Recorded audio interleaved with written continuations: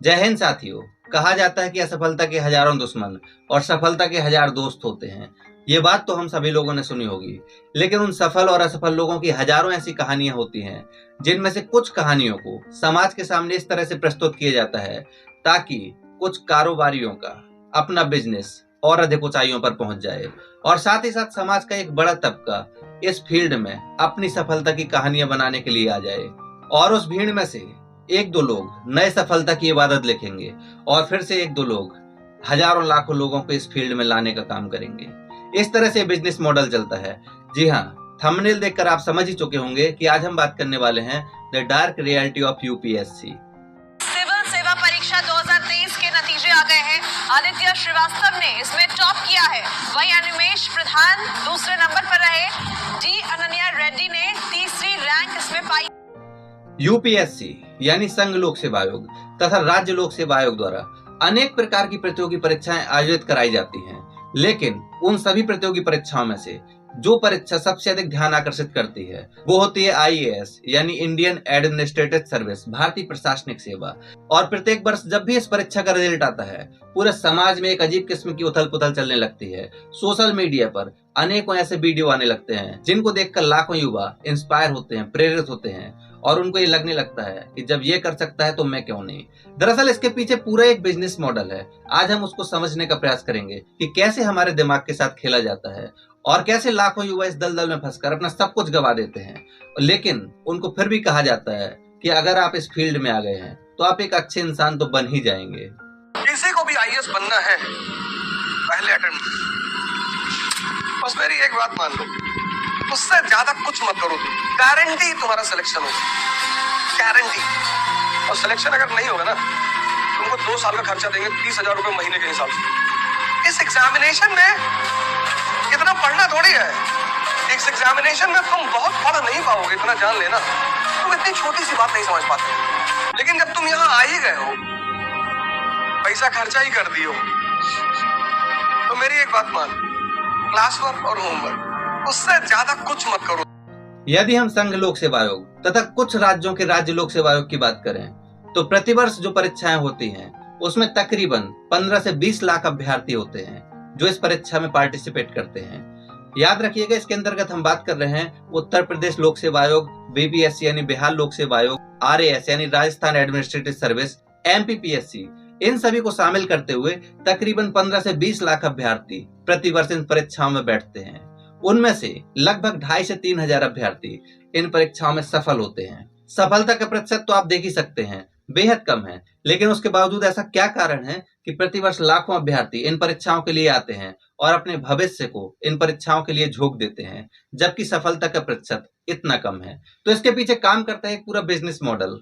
जब हम कोई मुकाम हासिल कर लें तो मुकाम को हासिल करने के पीछे सिर्फ हमारी मेहनत नहीं होती है, इसके पीछे बहुत बड़ा सपोर्ट सिस्टम होता है। 6-7 साल लग गए यहाँ तक पहुँचने में, तो ये कि एक कभी डगमगाना मत, मेहनत और पेशेंस, बाकी मंजिल कदम छूनेगी आपकी। कभी भी अपनी जो परिस्थितियाँ हैं या जो कंडीशंस हैं उनको ब्लेम कभी ना करें।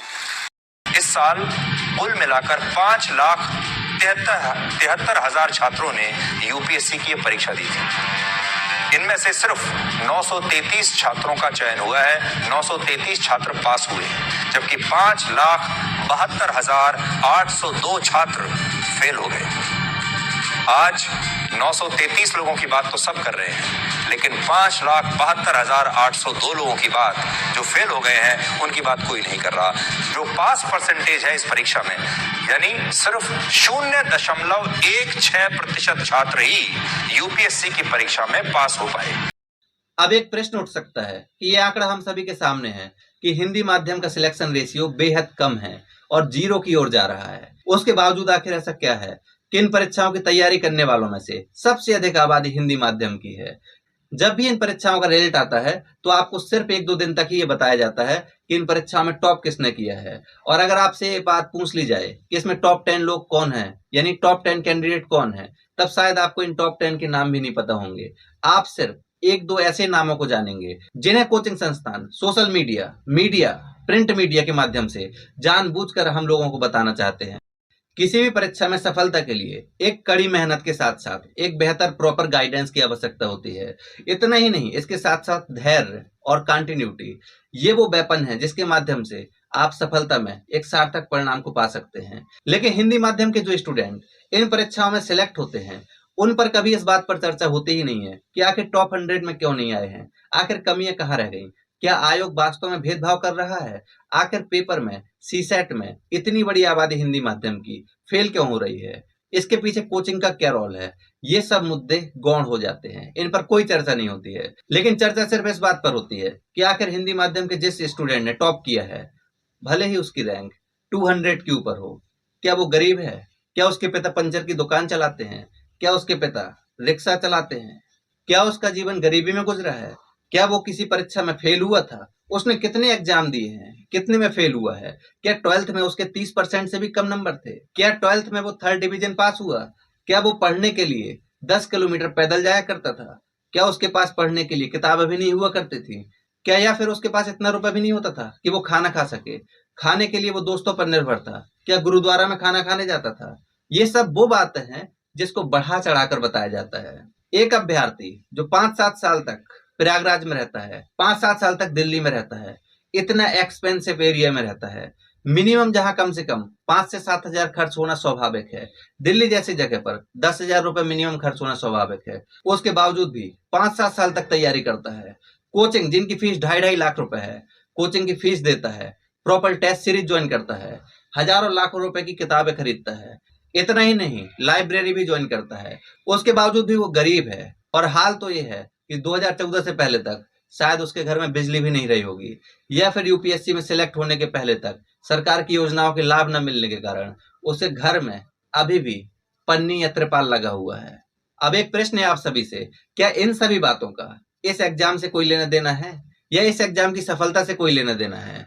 ये बात हो सकती है कि व्यक्तिगत रूप से बहुत संघर्ष रहा हो जीवन में, या फिर किसी स्टूडेंट के परिवार वालों ने बहुत कुछ संघर्ष किया हो, लेकिन इस बात से आप इनकार नहीं कर सकते कि जो व्यक्ति इस परीक्षा में सफल हुआ है, इसके पीछे उसकी घंटों की मेहनत पढ़ाई है, और इस पढ़ाई के लिए उसको प्रॉपर समय मिला है, यानी उसके लिए कोई ना कोई है जो पीछे खड़ा हुआ है, जो उसकी मदद कर रहा है, चाहे वो परिवार वाले हो सकते हैं या फिर कोई और सपोर्टर हो सकता है। लेकिन यहाँ पर आपको कभी सपोर्टर के बारे में नहीं बताया जाएगा, कभी नहीं बताया जाएगा आपको इन सभी चीजों के बारे में। आपको सिर्फ उसकी गरीबी, उसकी मजबूरी, उसकी लाचारी ही बताई जाएगी, ताकि इस देश के लाखों गरीब परिवार के लोग प्रेरित हों अपने बच्चों को इस परीक्षा की तैयारी करने के लिए, चाहे इसके लिए उन्हें अपनी जमीन को गिरवी क्यों न रखना पड़े, चाहे इसके लिए उन्हें कुछ भी समझौता क्यों न करना पड़े। लेकिन कोचिंग वालों को इससे मिलती है मोटी फीस, उन्हें इस बात से कोई फर्क नहीं पड़ता कि आपके पिता किसान हैं या आपके पिता मजदूर हैं। और इन सफल अभ्यर्थियों के गरीबी के वीडियो देखकर, मजबूरी के वीडियो देखकर आप कुछ क्वेश्चन पूछना भूल जाते हैं कि आखिर हमारा रिजल्ट इतना कम क्यों हो रहा है। कोचिंग संस्थान जो इतनी मोटी मोटी फीस ले रहे हैं, 2 लाख 2.5 लाख रुपए, आखिर इस फीस के बावजूद रिजल्ट क्यों नहीं दे पा रहे हैं? क्यों नहीं कोचिंग संस्थान से एक भी रिजल्ट आ रहा है? ये सारे क्वेश्चन विलुप्त हो जाते हैं। बस आपको सिर्फ और सिर्फ ये दिखाई देता है कि अगर ये हो सकता है तो मैं क्यों नहीं। इन हिंदी माध्यम के लाखों अभ्यर्थियों में से यदि कोई अभ्यर्थी टॉप 100 में आ जाए, तब तो एक कोचिंग संस्थान अपनी छाती पीटने लगते हैं कि देखा ये रिजल्ट आ गया और हमारे यहाँ से आप पढ़ेंगे तो आपका भी ऐसा रिजल्ट आएगा। लेकिन अगर टॉप 200 में भी कोई हिंदी माध्यम का अभ्यर्थी नहीं आता है, तब ये कोचिंग वाले इसी प्रकार के वीडियो क्लिप का प्रयोग करते हैं आपका ब्रेन वॉश करने के लिए। कहानी यही नहीं रुकती, आजकल आंकड़ों को भी इस तरह से विश्लेषित किया जाता है कि आपको लगेगा कि ये तो सही कह रहे हैं। समझने की कोशिश कीजिए, जैसे मानकर चलिए 10 लाख लोगों ने फॉर्म अप्लाई किए, उसमें से 5 लाख लोग इस एग्जाम में बैठे, उसमें से 15 से 20 हजार लोग ऐसे हैं जो इस परीक्षा में प्री क्वालिफाई करते हैं, मेंस में बैठते हैं। उस मेंस में बैठने वाले लोगों में से यदि 500 लोग सिर्फ हिंदी माध्यम के हैं और उन 500 लोगों में से यदि 50 लोग सफल हो जाते हैं, तब आपको ये नहीं बताया जाएगा कि 1000 लोगों में से सिर्फ 50 अभ्यर्थी हिंदी माध्यम से सफल हुए हैं, और ये सफल अभ्यर्थी भी टॉप 200 में नहीं है, बल्कि ये 200 के ऊपर हैं, यानी अच्छी रैंक में नहीं है।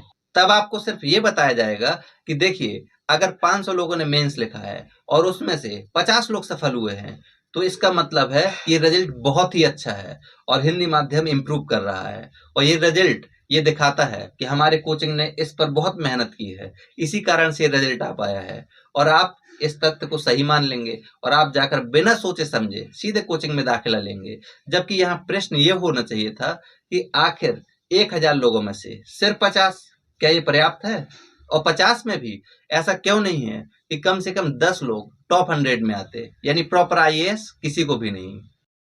एक अच्छी बात यह है कि इस पूरी परीक्षा की तैयारी में, यानी पूरी जर्नी में, आपको कभी डिमोटिवेट नहीं होने दिया जाएगा अगर आप हिंदी माध्यम के हैं। हिंदी माध्यम के युवा वैसे भी अधिकांश सरकारी स्कूलों से पढ़े होते हैं और साथ ही साथ उनका एकेडमिक बैकग्राउंड कमजोर होता है। लेकिन सबसे अच्छी बात यह है कि बड़ी बड़ी कोचिंग के संचालक जो सेलिब्रिटी हैं, उनको बनाने में इन्हीं युवाओं की भूमिका है, हिंदी माध्यम के युवाओं की। आप कभी किसी इंग्लिश माध्यम के टीचर को पॉपुलर होते नहीं देखेंगे, आप नहीं देखेंगे कि वो एक सेलिब्रिटी के रूप में नजर आ रहे हैं। लेकिन हिंदी माध्यम के आपको अधिकांश टीचर सेलिब्रिटी, भगवान के रूप में नजर आएंगे। हिंदी माध्यम के स्टूडेंट का सिलेक्शन रेशियो भले ही कम हो, लेकिन इस बात से इनकार नहीं किया जा सकता कि देश के बड़े से बड़े संस्थानों को, जिन्हें हम लोग जानते हैं, सोशल मीडिया पर देखते हैं, उसके अधिकांश स्टूडेंट हिंदी माध्यम के होते हैं। और जिन टीचरों को भी आप सेलिब्रिटी के रूप में आज देख पा रहे हैं, वो सभी टीचर हिंदी माध्यम से जुड़े हुए टीचर ही हैं। हिंदी माध्यम के युवा इतनी बड़ी संख्या में इन परीक्षाओं में पार्टिसिपेट करते हैं कि उनकी अनदेखी की ही नहीं जा सकती है। इसलिए जो लोग भी सिलेक्ट होते हैं, उनको इस तरह से प्रसारित किया जाता है कि आप 1000 लोगों में से जो सिलेक्ट हुए हैं, उनमें से सिर्फ 10-15 उन नामों को ही देख पाएंगे, उन्हें ही हर जगह आप सुनेंगे जो हिंदी माध्यम के हैं। और जैसा कि हमने पहले बताया है, उनमें भी आप उनके गरीबी के, उनके पिता की मजबूरियों के, लाचारियों के किस्से आप सुनेंगे। और ये सारी चीजें बाह्य वातावरण की आपके ब्रेन में जाती हैं और आप बिना कुछ सोचे हुए, बिना अपनी पृष्ठभूमि को देखे हुए, बिना अपने आर्थिक बैकग्राउंड को देखे हुए, बिना अपने घर की कंडीशन को देखे हुए, आप एक ऐसी जंग में कूद पड़ते हैं जहां आपको नहीं पता कि कितना समय देना है, जहां आपको नहीं पता कि कितना रुपए देना है, आपको नहीं पता कि आपका भविष्य क्या है। बस आपको बताया जाता है कि आप आइए, आप इन परीक्षाओं में शामिल होइए, उसके बाद आप कुछ न बनेंगे तो एक बेहतर इंसान जरूर बन सकेंगे। एक ऐसा बेहतर इंसान जो 10-10 हजार रुपए की जॉब के लिए दर बदर ठोकरें खाता घूमेगा। आपको हिंदी माध्यम की सफलता की हजारों स्टोरियां इस तरह से बताई जाएंगी, लेकिन असफलता की एक भी नहीं। असफल लोग गायब हो जाते हैं। ऐसे युवा जो मेंस दे रहे हैं, इंटरव्यू दे रहे हैं, उनके नाम भी आप कहीं नहीं सुनेंगे। आपको सिर्फ और सिर्फ नजर आएंगे इस तरह के लोग जो गरीबी से जूझ कर यहाँ तक पहुंचे हुए हैं।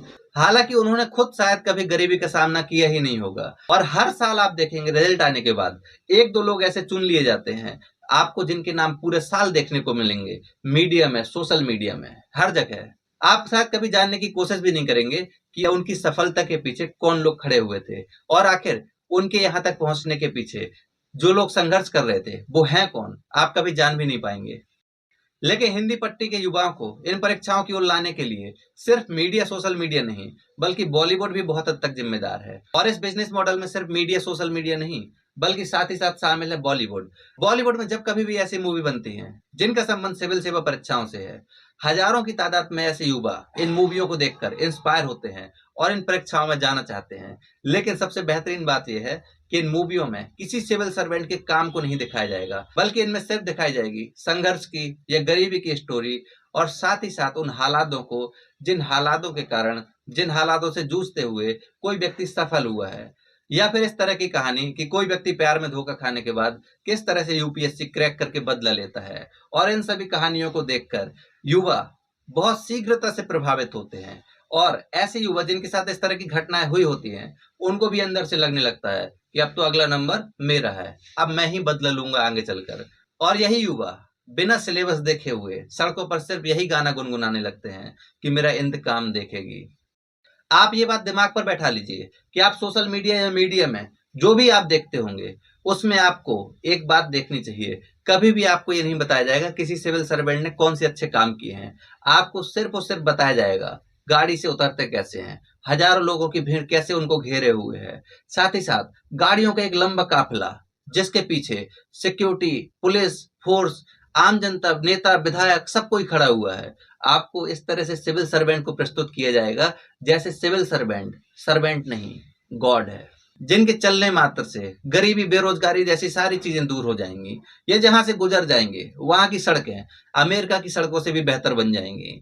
हालांकि इस तरह के प्रभाव को कम करने में न्यायालय की भूमिका महत्वपूर्ण रही है। बीते कुछ वर्षों से जब से न्यायालय का डिजिटलाइजेशन हुआ है, तब से ऐसे अनेक वीडियो आने लगे हैं जहां बड़े से बड़े सिविल सर्वेंट को हाई कोर्ट के जज फटकार लगाते हुए नजर आ रहे हैं। तो कहीं ना कहीं इस तरह के प्रभाव को काउंटर करने का काम किया है न्यायालय ने, लेकिन अभी भी यह पर्याप्त नहीं है।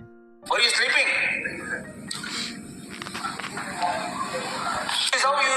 functioning. First, you suspend principal secretary, health department. Go and suggest to the chief minister, suspend the principal secretary. Each and every stage from 2010, 3/7/2010 to even to this day. और जैसा कि हमने पहले भी आपको कहा था कि सफलता के 1000 दोस्त होते हैं। जब ये लोग सिलेक्ट हो जाते हैं तो आप इनको हर जगह, हर कोचिंग संस्थान में आप देख सकते हैं। एक युवा हर कोचिंग संस्थान में आपको दिखाई देगा। आपको कभी देखकर लगेगा कि आखिर इस युवा पर सभी लोग अपना दावा कर रहे हैं, वास्तविक रूप में इसने पढ़ाई कहाँ की है।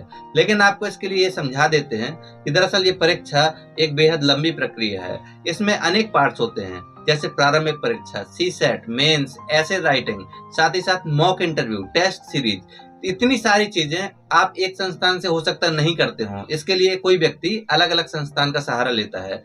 जैसे किसी जगह प्री की तैयारी करेगा, किसी जगह सीसेट पढ़ेगा, किसी जगह मेंस की तैयारी करेगा, किसी जगह ऑप्शनल पढ़ेगा, तो किसी जगह मॉक इंटरव्यू देते हैं। इनमें से अधिकांश लोग तो वो होते हैं जिन्होंने 5-7 साल पहले कोचिंग की होती है, सिर्फ मॉक इंटरव्यू अलग अलग कोचिंग संस्थानों में देकर अपने परफॉर्मेंस को सुधारना चाहते हैं। लेकिन उसके बावजूद जब रिजल्ट आता है तो इन पर दावा हर एक शख्स का होता है। हर एक व्यक्ति, हर कोचिंग संचालक इनको ऐसे पेश करेगा कि जैसे इसने पूरी पढ़ाई हमारे ही यहाँ से की है। और अगर आप हिंदी माध्यम के स्टूडेंट हैं तो 1-2 संस्थान तो ऐसे हैं जो अपना ये दावा करते हैं कि आप देश दुनिया में कहीं से भी सिलेक्ट होइए, अगर आप हिंदी माध्यम के हैं तो आप हमारे ही हैं।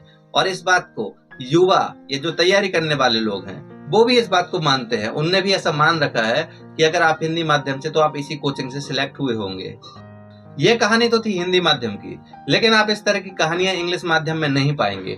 अब सोच कर देखिए, अगर कोई इंग्लिश माध्यम का व्यक्ति आकर ये कहे कि मैं बहुत गरीब हूँ, तब शायद आपको हंसी आएगी इस बात पर, क्योंकि हम सभी लोग जानते हैं कि इंग्लिश माध्यम की एजुकेशन काफी कॉस्टली है। इसलिए कोई भी स्टूडेंट या कोई भी सफल अभ्यर्थी कभी ये नहीं कहेगा कि वो इंग्लिश माध्यम से है लेकिन वो बहुत गरीब है, बल्कि उसकी अपनी अलग रणनीति है। जैसे इंग्लिश मीडियम के जो स्टूडेंट हैं जो सिलेक्ट हुए हैं, अगर आप उनको सुनेंगे तो आपको लगेगा ये एग्जाम है ही क्या, कुछ भी तो नहीं है। जैसे कि वो लोग कहेंगे मैं सिर्फ एनसीईआरटी पढ़ के इस एग्जाम को क्वालिफाई कर लिया, या फिर वो कहेंगे कि मैं सिर्फ न्यूज़पेपर पढ़ता था, उसी से मेरा एग्जाम क्लियर हो गया, या वो कहेंगे मैंने सिर्फ 8 महीने दिए, 8 महीने में मैंने आईएएस क्रैक कर लिया। लेकिन आप सभी के मुंह से एक बात जरूर सुनेंगे कि उन्होंने ये एग्जाम पहले अटेम्प्ट में क्रैक किया है। अगर वो इंग्लिश मीडियम का है तो इस बात को निश्चित ही कहेगा कि मैंने पहले अटेम्प्ट में ही एग्जाम क्लियर किया है। पहला या बड़ी मुश्किल से दूसरा एग्जाम, दूसरे के आगे नहीं जाएंगे। स्टार्टिंग में सबसे पहले तो 1 महीने तक केवल न्यूज़पेपर ही पढ़ लीजिए। उसके बाद फिर जो मेन 6 सब्जेक्ट्स हैं प्रीलिम्स के लिए, polity, history, geography, science, tech, environment और इकोनॉमिक्स, इन 6 के लिए ये जो करंट अफेयर्स आते हैं उन्हें अपडेट कर लीजिए। और जैसे कि कहा जाता है कि हर एक नदी अंत में समुद्र में जाकर मिलती है, उसी प्रकार से आप चाहे गरीब पृष्ठभूमि से हो, चाहे आपने सेल्फ स्टडी की हो, चाहे आपने किसी कोचिंग से स्टडी की हो, चाहे आपने अपने सीनियर का सपोर्ट लेकर स्टडी की हो, जब आप सिलेक्ट हो जाते हैं तो आप पर एक टैग लग जाता है कि आप किसी खास कोचिंग संस्थान के हैं। और ये टैग मदद करता है उन कोचिंग संस्थानों को अपने बिजनेस को ग्रो कराने में। और आप पर लगा हुआ ये कोचिंग संस्थान का टैग मदद करता है उन कोचिंग संस्थानों में हजारों की संख्या में युवाओं को लाने में। और प्रत्येक अभ्यर्थी की फीस लगभग मिनिमम 1.5 लाख होती है। अब आप समझ सकते हैं कि हजारों की संख्या के ये युवा कोचिंग संस्थानों के अरबों के टर्नओवर का कारण बनते हैं। जैसा कि महात्मा बुद्ध कहते हैं कि अज्ञानता के 12 चरण हैं और मनुष्य अज्ञान बस इन्हीं चरणों में फंसा रहता है, इसलिए उसको मुक्ति या निर्वाण नहीं प्राप्त हो पाता है। ठीक इसी प्रकार से इस प्रिपरेशन यानी सिविल सर्विसेज प्रिपरेशन के कुछ अपने चरण हैं जिसके कारण युवा इन्हीं में फंसा रहता है। अब आपको समझाने का प्रयास करते हैं। सबसे पहले बाहर के वातावरण ने आपको कोचिंग संस्थान तक लाने में मदद की है, और आप कोचिंग संस्थान जाकर देखते हैं उन्हीं चेहरों को जिन्हें आप कल तक सोशल मीडिया पर देख रहे थे, जिन्होंने इस एग्जाम को पास किया था। अब आप कोचिंग संस्थानों में उन चेहरों को हूबहू देख पा रहे हैं।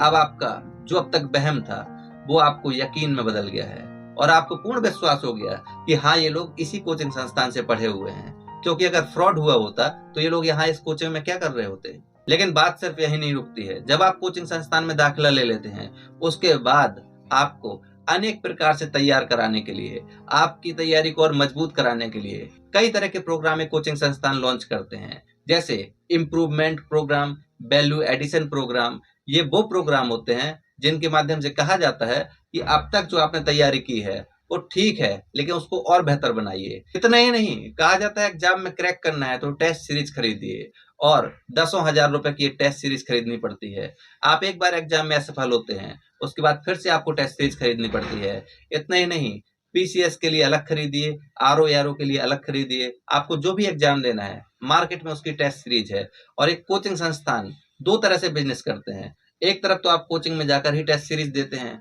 आपको ऐसा एनवायरनमेंट प्रोवाइड कराने का वादा किया जाता है कि जैसा एग्जामिनेशन सेंटर में रहता है। दूसरा, अगर आपके पास बहुत कम रुपए हैं, आप उतना नहीं पे कर सकते हैं, तब आप मार्केट में, यानी कि जहां पर ये किताबों के बुक स्टॉल है, वहां से जाकर ही इन कोचिंग संस्थानों के मटेरियल को, टेस्ट सीरीज को लीजिए, तब भी इनका ही प्रॉफिट है। और इस टेस्ट सीरीज के बाद आपको जो डाउट रहते हैं या फिर इन क्वेश्चन को कैसे सॉल्व करना है, इसके लिए एक अलग से सेशन किया जाता है और उस सेशन के लिए अलग से चार्ज दीजिए। लेकिन बात यही नहीं रुकती है। आप 35-40 टेस्ट देने के बाद या फिर 2-3 संस्थानों के टेस्ट देने के बाद ये देखते हैं कि जब यूपीएससी का पेपर आता है तो उस पेपर में एक क्वेश्चन भी ऐसा नहीं होता है जो उस टेस्ट सीरीज के 20,000 क्वेश्चनों में से आया हुआ हो। लेकिन कोचिंग संस्थानों का दावा देखिए, हर कोचिंग संस्थान सिर्फ उस कीवर्ड को पकड़ते हैं कि देखिए इस क्वेश्चन में ये शब्द आया है और इस शब्द के बारे में हमने बताया हुआ था, या तो अपने क्लास में बताया होगा या फिर टेस्ट सीरीज में देखिए ये क्वेश्चन यहाँ से आया हुआ है। ऐसा कहकर आपको ये कंफर्म करा दिया जाता है कि देखिए सारे क्वेश्चन कहाँ से आए हैं, टेस्ट सीरीज से। लेकिन आप अपने दिमाग का यूज ही नहीं करते हैं और आपको कभी पता ही नहीं पड़ता है कि ये सिर्फ भ्रामकता है, उस टेस्ट सीरीज से कुछ भी नहीं आया हुआ है। और ऐसा करके आपको ये बताया जाता है कि टेस्ट सीरीज आपकी मजबूरी है, क्योंकि आपकी तैयारी कितनी भी अच्छी क्यों ना हो, आपको टेस्ट सीरीज देनी ही देनी है, और वो भी कोचिंग संस्थान की। और कुछ कोचिंग संस्थान तो ऐसे हैं जो सिर्फ और सिर्फ टेस्ट सीरीज के नाम पर और साथ ही साथ करंट अफेयर मैगजीन के नाम पर अपने पूरा एम्पायर खड़ा किए हुए हैं। अब प्री के पड़ाव को पार करने के बाद आप पहुंचते हैं मेंस में, जहां आपके लिए स्पेशल प्रावधान किए जाते हैं। चूंकि हिंदी माध्यम का रिजल्ट डाउन हुआ है, इसलिए कुछ कोचिंग संस्थान अपने आप में क्रेडिट लेने के लिए ये मेंस की तैयारी फ्री कराते हैं और आंसर राइटिंग सेशन फ्री में कराते हैं। लेकिन ये भी एक बहुत कॉस्टली सेशन है। इंग्लिश माध्यम वाले इसके लिए टेस्ट सीरीज भी ज्वाइन करते हैं। आंसर राइटिंग के लिए कैसे हम वैल्यू एडिशन करें, उसके लिए अलग से क्लासेस चलती हैं। और इन सभी प्रोसेस में आप कोचिंग संस्थान में फिर से बहुत सारा रुपए डालते हैं। और इस मेंस के प्रोग्राम के बाद इंटरव्यू प्रोग्राम के लिए ये तो मान लीजिए कि आप कहीं से भी मेंस क्वालिफाई किए हो, आपको हर कोचिंग संस्थान लगभग फ्री में मॉक इंटरव्यू देने के लिए बुलाता है। लेकिन एक बात ध्यान रखिए, जो ये सारी चीजें हैं ये सब इम्प्रूवमेंट करती हैं, इसमें कोई डाउट नहीं है। लेकिन समस्या ये है कि ये सब इतनी अधिक कॉस्टली हैं कि समाज में जो लोग तैयारी करने वाले लोग हैं उनमें दो कैटेगरी बना दी है। एक लोग जो संसाधन से विहीन है, दूसरे संसाधन संपन्न है। यानी कि कंपटीशन का एक बहुत बड़ा हिस्सा ऐसे लोगों का है जो संसाधन से विहीन है, जो इतना पे नहीं कर सकते हैं और इस चक्र में भटकते रहते हैं। और इंटरव्यू रूपी इस चरण के बाद जब मॉक इंटरव्यू के वीडियो डाले जाते हैं तो उसमें आप देखेंगे सिर्फ और सिर्फ सिलेक्टेड कैंडिडेट के ही वीडियो डाले जाते हैं।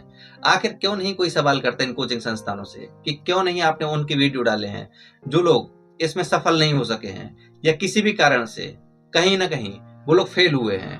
तो आखिर उनके वीडियो देखकर भी तो हम लोग काफी चीजें सीख सकते हैं कि आखिर इंटरव्यू में इनका क्या परफॉर्मेंस डाउन रहा, इनको लेकर क्या रिव्यू दिया गया, क्या फीडबैक दिया गया।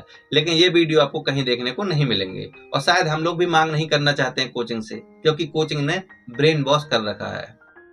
अपने इस वीडियो में हम जिन विषयों पर बात कर रहे हैं, हमारा कहीं भी उद्देश्य नहीं है कि तैयारी करने युवाओं को डिमोटिवेट किया जाए। लेकिन ये बात सच है कि अगर इस एग्जाम में हम लोग तैयारी कर रहे हैं और हम लोग इंक्लूड हैं, तो कहीं ना कहीं इतने बड़े बिजनेस मॉडल को लेकर हमारे सामने सच्चाई होनी चाहिए। और कोचिंग संस्थानों की आलोचना नहीं की जा रही है।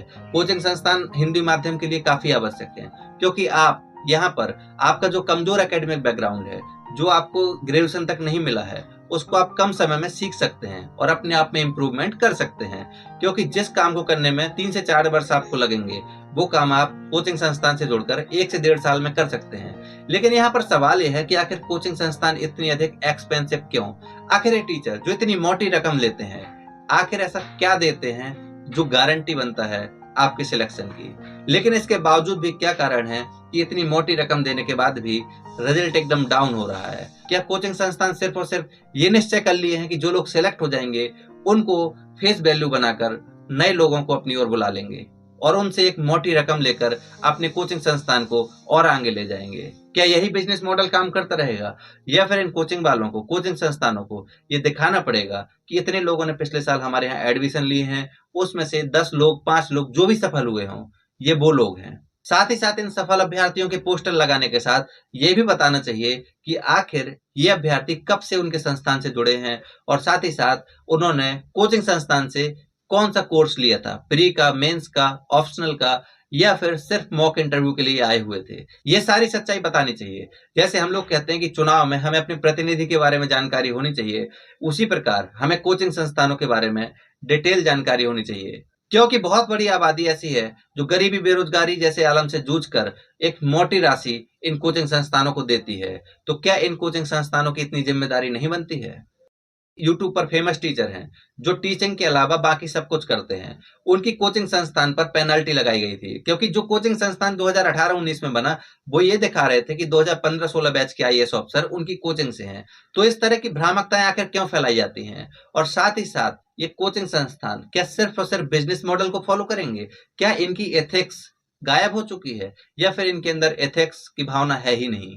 इसीलिए सवाल करना जरूरी हो जाता है कि क्या आप कोचिंग संस्थान अपनी एथिकल वैल्यू को बिल्कुल भी महत्व नहीं देते हैं? उनके लिए ये सारी चीजें सिर्फ एक बिजनेस बन चुकी हैं। आप हिंदी माध्यम के किसी भी टीचर का वीडियो देखिएगा, उनके नीचे जो कमेंट पोर्शन रहता है उसमें जाकर देखिएगा, आपको पढ़कर ऐसा लगेगा कि भगवान से कहीं कम नहीं है। लेकिन साथ ही साथ आप उनसे ये भी पूछिए कि आखिर इस ज्ञान का हमारे एग्जाम में क्या इंपॉर्टेंस है। इस ज्ञान के माध्यम से लाखों लोग आपके यहाँ पहुंचते हैं, लेकिन कभी आप उन वीडियो को भी देखिए जो इंग्लिश माध्यम के टीचरों के हैं। क्या उनके नीचे भी इस तरह के कमेंट हैं? कभी नहीं मिलेंगे, क्योंकि इंग्लिश माध्यम का सीधा कॉन्सेप्ट है कि नॉलेज उतना अच्छा जो सिलेक्शन के लिए सहायक हो। हिंदी माध्यम का कॉन्सेप्ट थोड़ा उल्टा है, नॉलेज जितना मिले, जहां से मिले उसको अचीव करो, भले ही उसका हमारे सफलता में कोई योगदान ना हो। चलते चलते अब हम आपको छोड़ जाते हैं एक ऐसी सच्ची प्रेरणामयी कहानी के साथ जो धैर्य का एक अनूठा उदाहरण है। पुष्पेन नाम के शख्स लगभग 27 वर्षों से सिविल सेवा परीक्षा की तैयारी में लगे हुए हैं। इस दरमियान इन्होंने 70 से अधिक प्री क्वालिफाई किए, 48 से अधिक मेंस क्वालिफाई किए और साथ ही साथ 8 से अधिक इंटरव्यू दे चुके हैं और अभी भी उत्साह से भरे हुए हैं और इनका मानना है कि एक दिन ये इस एग्जाम को क्वालिफाई करके ही रहेंगे। जय हिंद, जय भारत। हमें किसी भी तरीके से हमें सिविल सर्विस क्वालिफाई करना है और उस दरमियान पूरी जर्नी में ये रहा कि सामान्यतः कभी मैं प्रीलिम से फेल नहीं हुआ। हमेशा मेरे सामने एग्जाम रहे, हमेशा लगभग 1 साल छोड़ के इंटरव्यू देने को मिला। कम से कम 20-22 मेंस छोड़ना भी पड़े, मेंस क्लैश कर जाते थे, कभी किसी स्टेट का कभी किसी स्टेट से क्लैश कर जाते थे। तो ये रहा कि मोटिवेशन ये है कि हमें करना है।